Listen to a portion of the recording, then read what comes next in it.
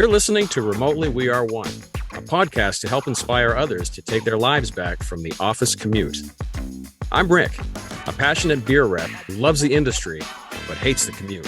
And I'm Kaleem, a remote work advocate and consultant. We're going to speak with some of the top professionals who have managed to avoid the commute as they share stories from the most inspiring to the most comical, all while working remotely. Man, this sounds exciting. Let's clock in. Your branding is just so great. I love everything that you're doing from a branding perspective, and everything else too, but it's just well done. Thank you so much. I do it on my own. I have kind of decided that I have to establish like a feeling of the brand that I feel good in, myself. So primarily it's just fun. I like it, to come up with all the pictures and everything. So thank you that it's appreciated. That's great news. Thanks a lot. Yeah, I like your website. You put videos right up front explaining the various things that you're up to, and so people like me can understand it. So I think that's a very effective approach. Oh, thanks a lot. Just to give you a little bit of background about us, Kaleem and I have known each other for, 30 years? Hang on. How many times are you going to call me Colleen? You've known me since we were like 8 years old, okay? We've known each other over 30 years. We grew up together. That's amazing. Well, it's interesting. My wife's name is Colleen, and so every time I start saying Kaleem, sorry, bro. Okay, my bad, dog. I'm giving you so much shit. It's just because I say Colleen, I love you all day long. Well, Rick, I love you too, man. I mean, I love you too. No. Colleen. No. Oh, you weren't talking about me, dog? Damn, now my feelings are hurt. See how it can get confusing?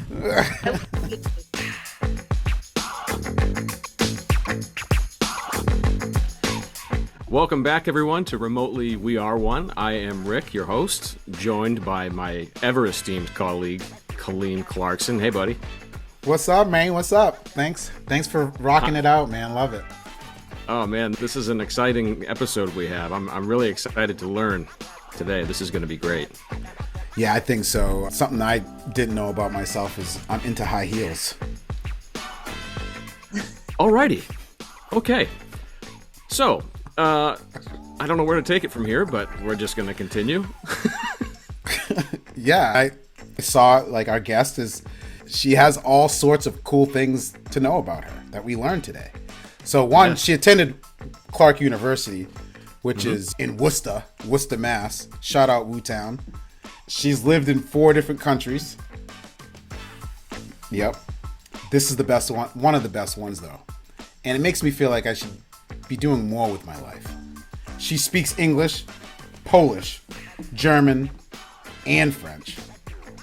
How many do you speak, Rick? I can barely speak my own, so kudos. Bonjour, comment allez-vous? Est-ce que je peux oublier double blessé? I think I just asked if I could go to the bathroom. That's the only thing I remember from French. Shout out Bangor High School. Well done. She has her own podcast called the Leadership Outlet Podcast. And something we found out, how I learned about high heels. She's also a fashion blogger. That's right, a fashion blogger. So check out her Instagram. We'll get it at the end. Last but not least, she is the founder of Remote Work Advocate. She's been working remotely for years. She is not a pandemic remote work consultant. She's been doing this for a long time, been living the life. So everybody, please give a warm welcome to Miss Nadia Harris. Yay! Welcome, Nadia. Thank you. What an intro. I almost feel like I'm interested to get to know that person. Well, we certainly are, so that's great. Yeah, maybe we could schedule some time with you and her to get to know each other. I think that's a great idea. Now, I think I'm going to have an alternative to Siri. Oh, wow. Yeah. Before we jump in, you have to let the listeners in on a little secret that we found out about you in regards to you being a fashion blogger. Before we get into some remote work stuff, how did that even start?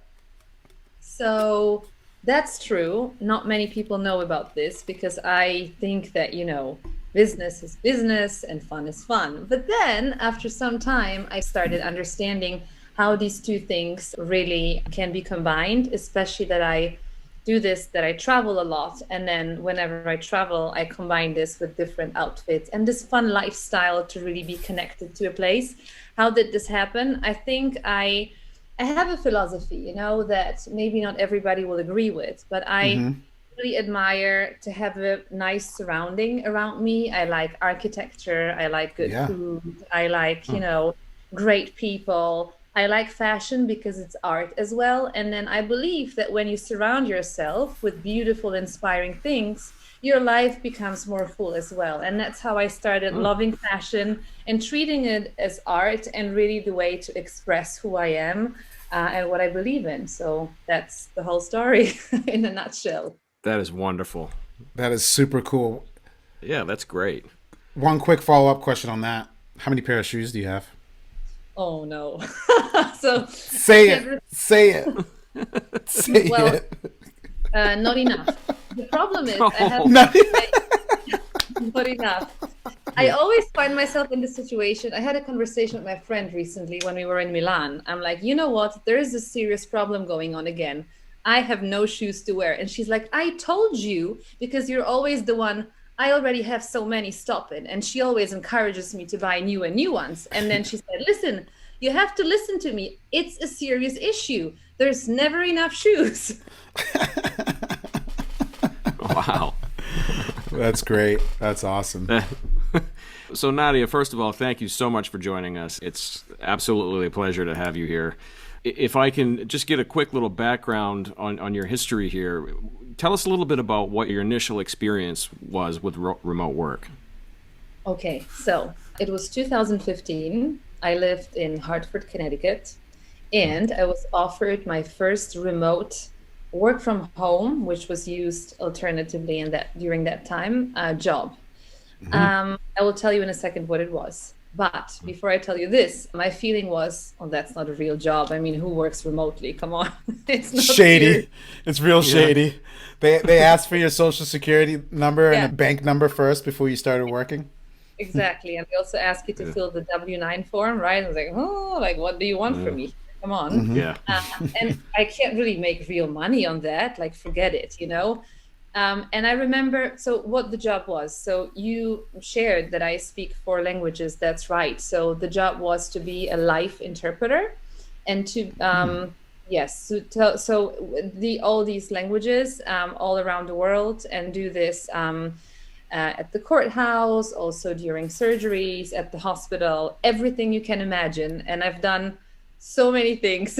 Literally, I've been everywhere. I've been Interesting. translating, troubleshooting some devices in South Africa, remotely, like everywhere. Sometimes I had calls with people from all around the world or doing different medical procedures, serious stuff, anyways. But I thought in the very beginning, and it was very flexible. So it was okay, whenever you're available, you can do it. I thought, okay, I signed this, but I need a serious full-time job that I found on site. I can also share the story, how it also shaped up my future path to challenge the way we perceive work. But my first paycheck with the remote position was, I think, $4.40 because they kept calling me and asking me to join the platform. And I was like, come on, this is not legit. That's not true. Like, you can't do this. You have to be on site to translate. Yeah. Of And course, of then course. of course, yeah. I mean, look, that makes sense. But then with time, they were pushing me so hard because they didn't have people available to do this job that I gave in and I started doing this. And then after a couple of months, I was like, wow, I think I'm going to quit my on-site job because it's nonsense to commute. Since on that, I'm already having a great career and literally I'm all around the world. That's how it Right, all started. right. In Hartford, Connecticut, for some of you who do not know, there's a good amount of traffic in that area. A lot of people go from Connecticut to New York, so I can imagine how thick traffic was, and you're like, I'm done with this. Yeah, same thing every day. Same thing every day. Like, please, Oh, like, how many times can you do it? It's not fun. No, no. Kind of goodness. commenting on that, the commute. Was basically the commute the big thing that you wanted to get rid of? Once you had that choice, I'm just curious, what was it that was like, hey, I'm working from home over here? Was it actually the commute that was the thing? I would love to say yes, that was the main thing because I'm against commuting. But the truth is that what was killing me slowly was the routine that didn't make sense for me to go to a place where somebody tracks my time when I clock in, when I clock out, when I'm allowed to go to the bathroom, when I'm allowed to. And I worked in a really great company. Don't get me wrong. It was an amazing company and with amazing people. But the sole idea of working this way was ridiculous. And I remember when I got this job, I was so grateful in the beginning because that's something I always wanted to do. And it also involved working with different cultures and different countries. But for me, the problem was that I just hated the idea to have a break when everybody around had a break and we couldn't even leave the parking lot to go and grab a coffee at Starbucks. And then when you got food, you had to wait until your next break to use the microwave to warm it up because it was cold. You had no time to eat it because of the traffic. And then I thought, like, come on, like, literally, it's a bit nonsense that you have to sit in your chair. And sometimes I worked faster just because, and I was done at 3. No, I had to sit. And after a few months of starting this job that made me super happy, I started thinking, what's wrong with you, girl? You have a problem with yourself because this is something you always wanted, but you're completely unstable. Like, why are you so not grateful? I remember standing in the bathroom, looking at myself in the mirror and thinking, what the hell is wrong with you? Like, what do you want? What makes you happy? Well, I didn't know what it was, but I knew what it was not. So let me hear this straight. You gave yourself a pep talk in the bathroom, looking at yourself straight in the mirror, like in every movie? Yeah, I looked at myself and I thought, like, you're completely sick in your head. Like, why are you so not grateful to what life offers to you? What's wrong with you? It's amazing you're cursing yourself out. I mean, I love the fact That's so inspirational. Because I haven't done that yet. Like, I avoid my reflection. You know what I mean? I feel like, I'm a vampire. I'm afraid. I'm afraid to look at myself in the eyes. Well, the bathroom was shady, so I quite enjoyed my face. It's a great story. It's a great story. Yeah. Since we're on that subject, in a few minutes, I'm hoping to get into what you call on your website as remote ready audit. Obviously, that's on the company and on the management side. What advice can you give to people to audit themselves and determine whether or not they're actually ready to make that kind of transition to remote work? Interesting. Yes, I will tell you something. Of course I will. Okay, that was. I'm hoping you will. I'm going to tell you something. Be ready. Be ready. I'm going to tell you something real quick. Yeah, it's going to be something very basic, though. I would say you should ask yourself the question, looking at the mirror, obviously. You should ask yourself the question, yes, if you are ready to take responsibility over your life and your time. Because what happens with the 9-to-5 routine and being an employee and having management that tells you what to do, it's a very comfortable position to be in life because somebody literally guides you and shows expectations, and you know what can happen on the next day. And even if there's some trouble, somebody still tells you what to do. Usually that's the old style that we have. Now, when you decide to work remotely, you have to know that there are companies, and the majority now are working towards giving you as much as they can to make your experience the best possible. But still, it's about you being responsible in terms of your daily routine, how you plan everything, whether you are resourceful, whether you can deal with sometimes having trouble, challenges. You have to be aware of how much can you invest in yourself to be ready to take on the challenge, because nobody's going to give you everything just like that. Hey, here's your cubicle, or here's your desk, sit, do this and this. No, there's more to it. So I see this difference. So there are some people who will never want to do this, and they will prefer to work old school, okay? Because that's the way they are, and I don't think we should focus. But we have to ask ourselves the question, are we ready to take full responsibility over our life and career? And that's what the pandemic has shown us. If you wait for somebody to make a decision, well, you have no choice but to adapt. But if you take your life into your own hands, you still drive it yourself. Interesting. Wow. Those are fantastic words. Yeah, what I love about that explanation that you gave, look yourself in the mirror and ask yourself if you want to take on the responsibility. And I don't think I've really heard someone frame it in the way you framed it. So I really enjoyed how you were saying, like, it's okay to not want to have to worry about that. So we've been accustomed to not having to worry about when we work. It's something that we don't have to worry about in our mental space. So for some people, they enjoy not having to think about that. They enjoy that structure. They enjoy being told, you know, people always say we want the freedom, but a lot of people enjoy being told what to do, when to do it, how to do it. Because it takes mental capacity to take control over your own time. And actually, I don't think I've heard anyone else really talk about it from that perspective, Nadia. So thank you. Thank you. Yeah, there's a lot of personal development involved that I think often gets overlooked. You know, people just assume that they would rather work from home without ever having tried it before. And sometimes they get into it and realize, oh my God, I'm totally unprepared. I don't know how to do this. I don't know how to do that. And they need that structure to fall back on, and they just kind of flounder. So the first, that, like you said, asking yourself, are you ready for this? Are you ready to take on this responsibility is really nothing but personal development. Yeah, you know, even a super simple comparison. You go to your workspace 9 to 5 and you have this policy of not using your phone, but you can only use it when you take a break. Okay. And here, it's like the simplest story you can even think of. And then you have your laptop and you have tons of notifications. It's your responsibility to manage. There's nobody to tell you what you cannot do, and that you know that you're not going to be distracted when you sit in a cubicle, okay? Because you cannot, your phone's switched off or muted or whatever. And here, it's you to deal with this. Even the simplest thing. But then again, work from home is going to be one side of this, to the story, because it's going to take care of your surrounding and the way how you structure your day. But when you work remotely and you can even mingle and you have different locations, you have different setups, you work in teams that are distributed globally, that is even a bigger challenge, right? Yes. It's this insight is just absolutely magnificent. Thank you for sharing.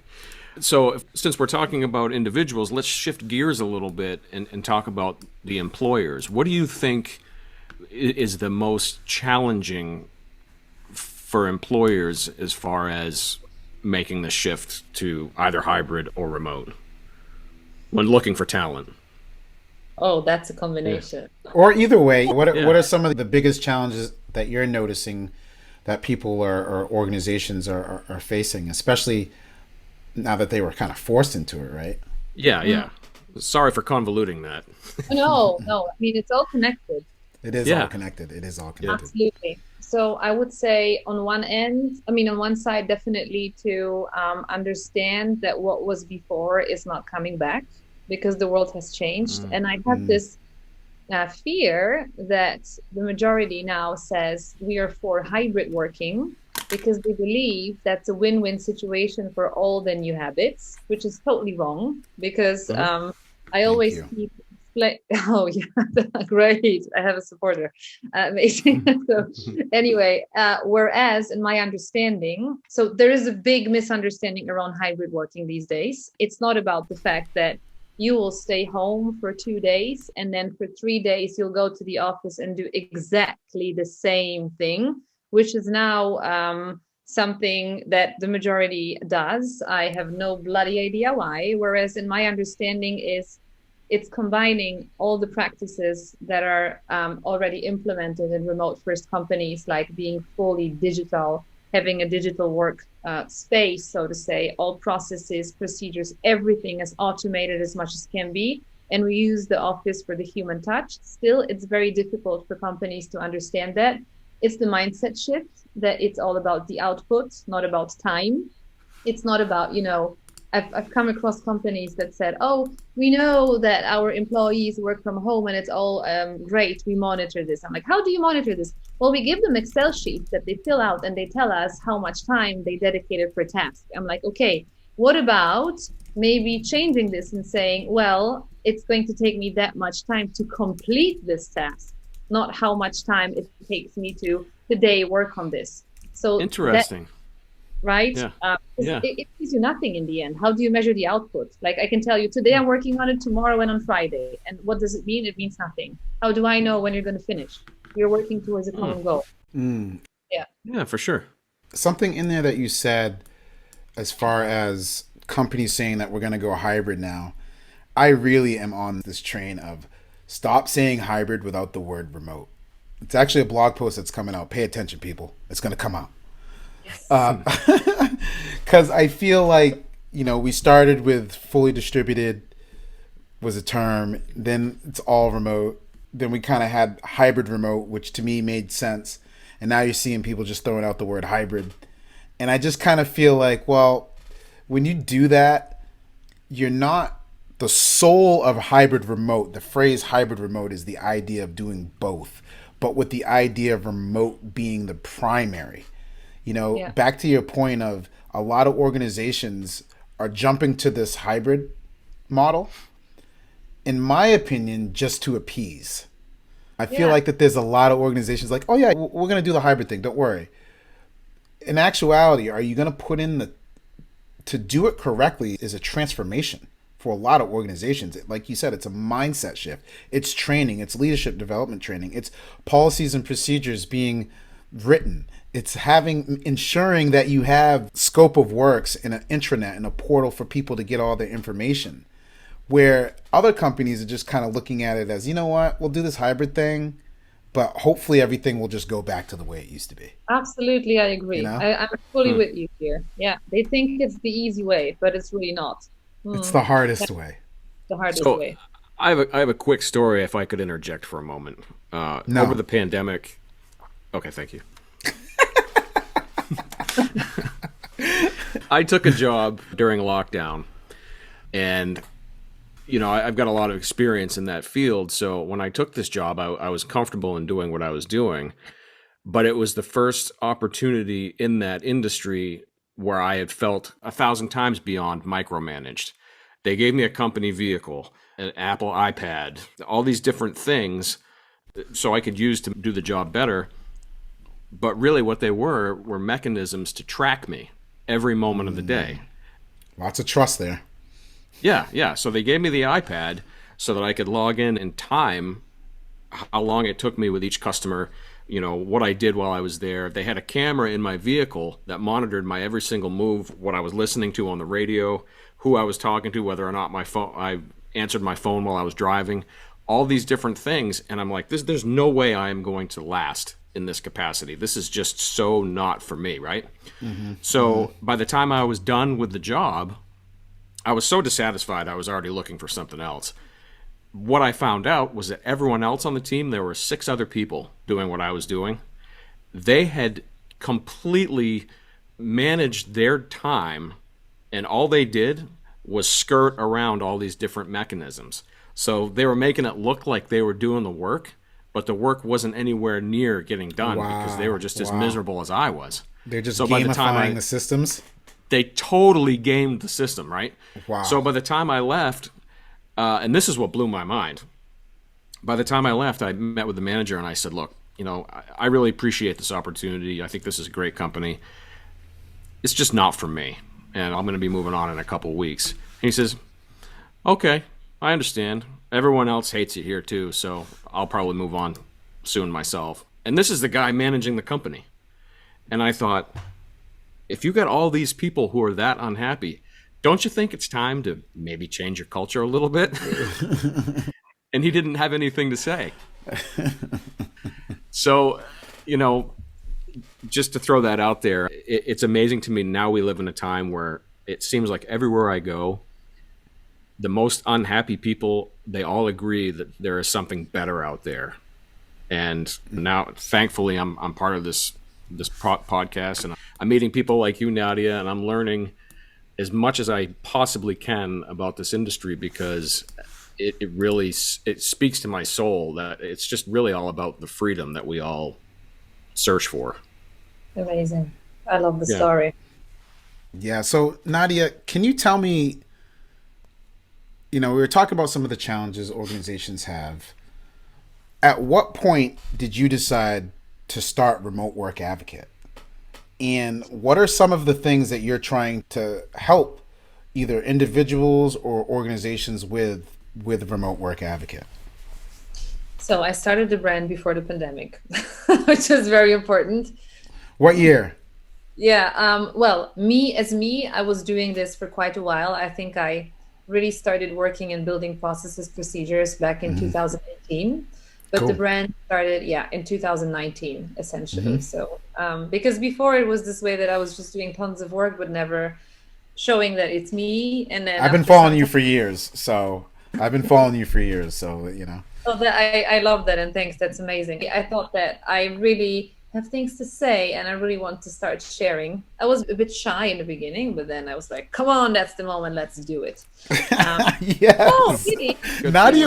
Nadia will talk some shit to herself, won't she? She will just like, I've never seen. This is great. More people need to do this. Like, you want to talk about getting real? Nadia will be like, Nadia, quit the bullshit and let's go. Yeah. Put on your heels and go out the door. Yeah, I asked myself many questions, like not obvious questions, So the idea to launch the brand, I'll tell you exactly how it was. I was sitting at the airport at night, coming back from a client. I was drama tired, and I thought that I feel like I'm at a point that I can't take it anymore of being like literally almost burnout and doing things that nobody knows about that I'm doing, but I think they are really cool and I love them. And then I remember that was a time, 2019, when LinkedIn Live was launched. Yeah, LinkedIn Live, that means that you can get live on LinkedIn pretty much. Not everybody has this feature. Just a few chosen ones had back in 2019, and one of my contacts on LinkedIn appeared to have it, and it was a life coach. Okay, to be the, and then I see, and then there was a notification. I was like really bored. It was late at night, and I see the notification. Oh, this person is going live. So I thought, like, let's listen to it. I have nothing else to do anyway, so I'm almost ready to board. And then there is this girl. I don't remember her name, but she was like, "The moment is now. You should jump." And I'm like, this is a sign for me. Wow. You hear that, Nadia? You need to get off your ass, Nadia. You need to get off your ass and jump. Yeah, exactly. That's who it was. So, and then my mission from the very beginning was to start creating awareness that it is possible. I worked with companies that were hybrid before they were called hybrid, before they had a name. Okay. And also doing asynchronous communication before you could Google asynchronous communication. Okay. Right. So how amazing to discover that there's a name for something that you've been doing for quite a while. Wow. And then obviously when the pandemic came, there was huge demand for services, which everybody said like, well, you must have known. Yes, of course I did. Yeah. I mean, literally like, come on, what nonsense. And yeah, so that really helped me to start getting people's attention about the topic that we are working now a different way. But the obstacles that I was dealing with is that people understood pandemic, work from home, as a synonym to remote work, which was a huge problem. And I'm still fighting this. Anyways, it's a big challenge. It is a big challenge. So what I do today is I work with companies, but primarily now I have taken on a position in London. Yes, remote, but in London, but remote. Okay. As the remote operations manager. Why have I done this? Congratulations. Thank you. So yeah, why I've done this, because I believe it's an amazing organization to drive change together and to really create impact. Because now I also work with other companies as well. I do many remote trainings and also remote ready audits. We'll talk about that in a second, most probably. But then there's always the feeling that you are a consultant and then you do something, you leave, but what happens next? And I love to see the transformation and also to be focused on the thing that I really believe in and show people that, hey, this is the example that you can start following to know we can do it. And that's why I have decided to take on the challenge as well. But I still do other things like consult on the side. So out of curiosity, when you reached out to iTech Media, you said? Is that Yeah. okay? So when you applied or however you got the job with iTech, what was it a situation when you're where they were kind of like, well, you've already done this as a consultant. We'd love to have you on board, and you just couldn't say no because you're like, you know what, this is an opportunity where I could see it, I could have the impact on the change for a lasting period of time. Yeah, so we did get in touch. So I'm not going to get into details who Yeah, contacted of course. whom. Yeah, but Yeah, yeah. anyways, but I was like a bit reluctant to working on site any company because Mm-hmm. I hate to be stuck in, processes, and we've always done it this way. We hire you, but we know better. And to confirm what you're saying, we're going to hire an external consultant. That's what that so many companies do, and I think it's ridiculous. But then exactly this is what you've said. To be able to see the evolution and the kind of transformation, because the vision is amazing and it's an environment that is really open to the future in terms of working.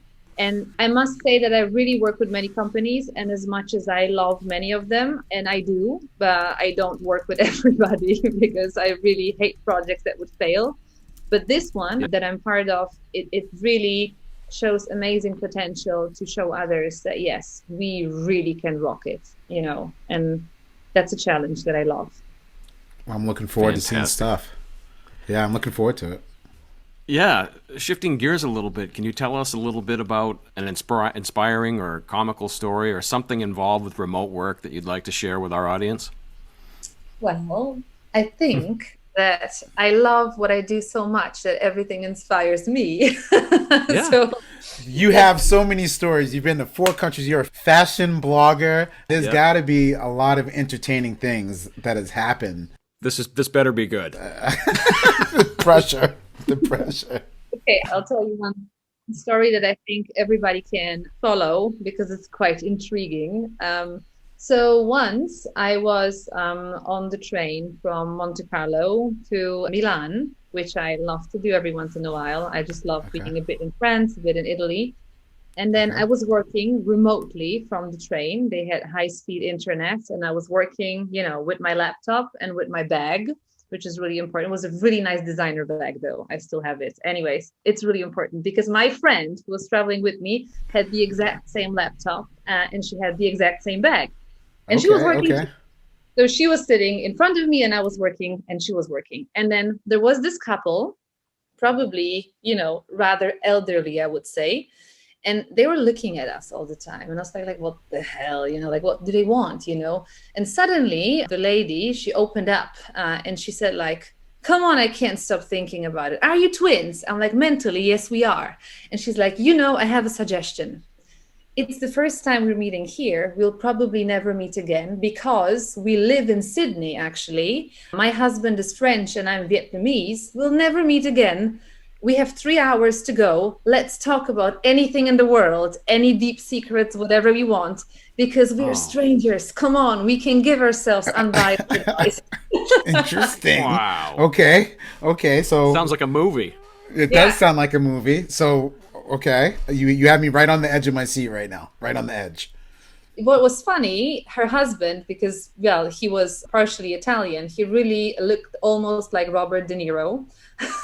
Really, no Okay. kidding. Okay. Okay. That was the fun part. And basically, the story is that for 3 hours, we were literally talking nonstop about everything. And it turned out that they actually owned a restaurant in Australia. They traveled to Nice to meet Wow. family members that they haven't seen for 40 years. Like, that was such a ridiculous story. And what I want to say by that, why it was inspiring, is that people keep thinking that remote work means working from home, being stuck, among 4 walls. That's it. But the truth is that for me, it's super inspiring to know that even during the pandemic, I have connected with so many people remotely. Now I travel extensively. So if you check out my Instagram, you'll know.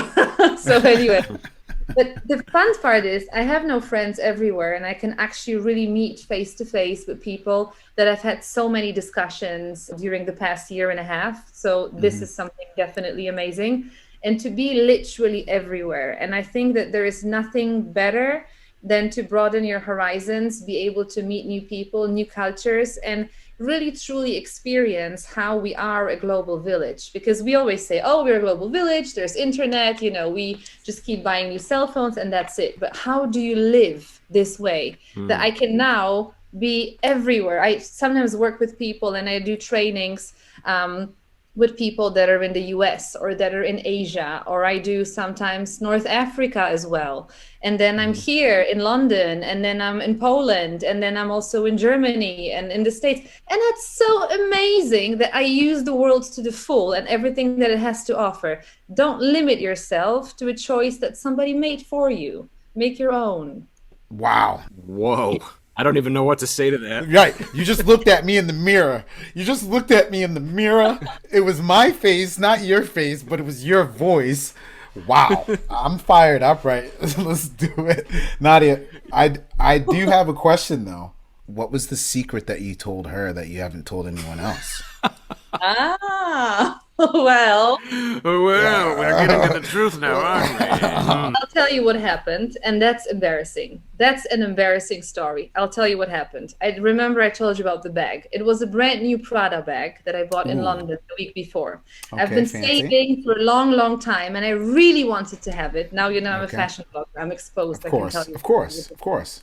So, okay. So anyways, I was so happy that I had it. And then somebody noticed it on the train. It's like, it's so cool. I mean, literally, I've stayed for such a long time. Yeah.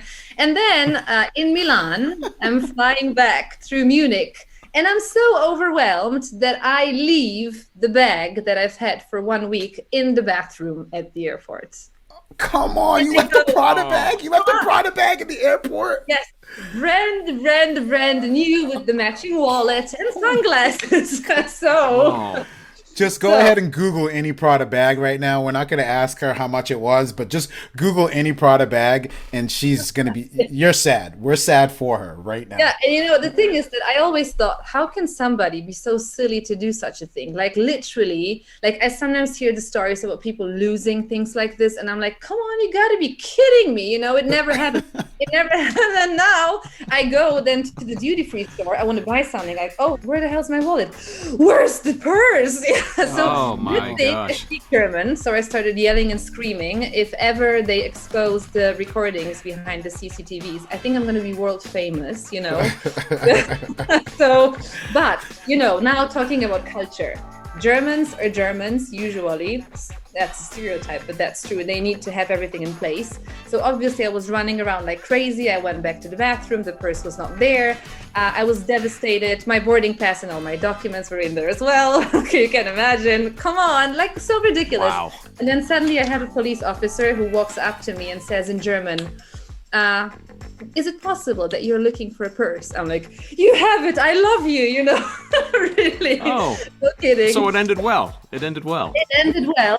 Jeez, and this is like a movie. This is what a roller coaster this has been. Yeah. This has been such a roller coaster. Yeah, and he's like, and he's like, what kind of bag? And I'm like, oh, it's a black Prada bag with this and this inside, the matching this and that. He looks at me like, I'm like, really, I don't know what to tell you. I'm so happy. Thank you. I told him I love you, literally, no kidding. But he says there was a lady 15 minutes ago who found it in the bathroom. And he said, I found something that does not belong to me. I suspect someone lost it. And they gave it to the police officer. I'm like, thank God I was in Germany for this story. So it ended well. Faith in humanity restored. Yes. Oh, and was she Vietnamese? Oh, this I don't know. But... Okay, if that ended like that, it was the Vietnamese woman that was on the train that found your purse, man. I was going to tip a table over. Yeah, that would be for the next story. We just found a future in script writing, I think, and it all started here. Exactly. Nadia Harris, thank you so much for joining us. Where can people find you? On your blog, your website? Where do they look for you? Look into the mirror. Just kidding. That was so perfectly timed. It took my breath away. Wow, we got to do a TV show with Nadia Harris, called "Look into the Mirror." Gosh. So essentially, remoteworkadvocate.com, and I'm all over social media. So I may be jumping out of your refrigerator accidentally, but you'll find me for sure. This was great. Well, you're welcome back anytime. Yes, thank you. I'm so happy to have finally virtually met you. And if you ever roll through the Atlanta airport in Atlanta, Georgia, in the States, feel free to message us and we'll take you out on the town. Thank you. Kaleem will even wear his heels. I don't have a problem wearing heels after seeing those heels. I'm excited about it. Thanks, Nadia. Pleasure to meet you. Thank you. Likewise. Alrighty. Bye. Take care. You've been listening to the Remotely We Are One podcast.